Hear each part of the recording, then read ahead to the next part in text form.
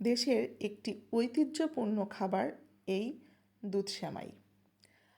আর এটি কিন্তু আমরা ছোটোবেলা থেকেই আমাদের দাদি নানি মা সবাইকেই দেখেছি এই দুধ সেমাইটি প্রত্যেকটি ঈদেই থাকবেই তো থাকবে।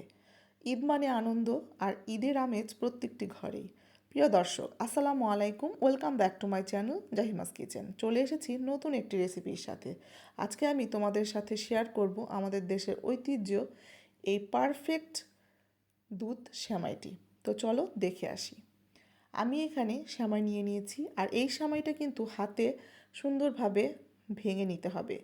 এত যদি আমরা এই সেমাইটি এভাবে আস্তা করে মানে রান্না করি তাহলে এটা খেতে ভালো লাগবে না। তো আমি এখানে গুঁড়ো করে নিয়েছি, আর এখানে একটি প্যান নিয়ে নিয়েছি। প্যানে আমি 2 চা চামচ পরিমাণ ঘি দিয়ে দিলাম।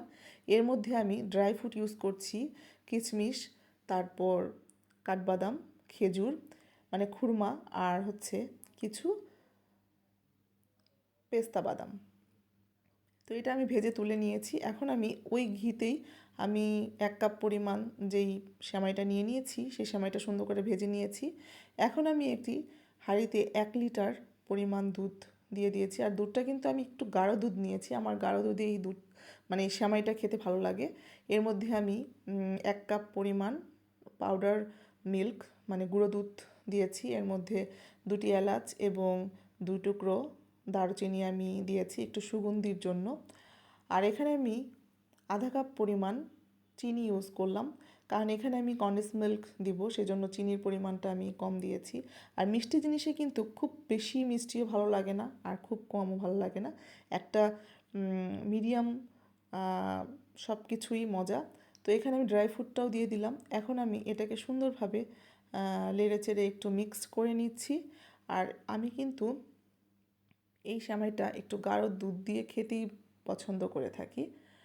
তো এখানে আমি সেমাইটাও দিয়ে দিলাম। সেমাইটা সুন্দরভাবে ফুটে এসেছে।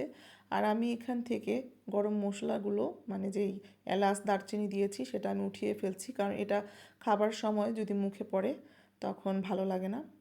তো এটা আমি উঠিয়ে নিলাম। আর আমার সেমাইটা এই দুধ সেমাইটা কিন্তু হয়ে এসেছে। তো এখন যেই থিকনেসটা আছে এটাই পারফেক্ট, কারণ এটা ঠান্ডা হলে আরও গাঢ় হয়ে যায়।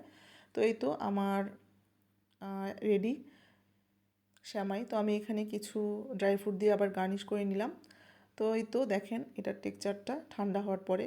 আর এই এই থিকনেসটাই কিন্তু খেতে ভালো লাগে। তো বন্ধুরা, আমার ভিডিওটি যদি ভালো লেগে থাকে তাহলে নেক্সট ভিডিও দেখার জন্য অবশ্যই আমার ইউটিউব চ্যানেল এবং ফেসবুক পেজ জাহিমাস কিচেনে অবশ্যই ফলো এবং সাবস্ক্রাইব করে দিবেন। তো ভালো থাকেন সবাই, ধন্যবাদ।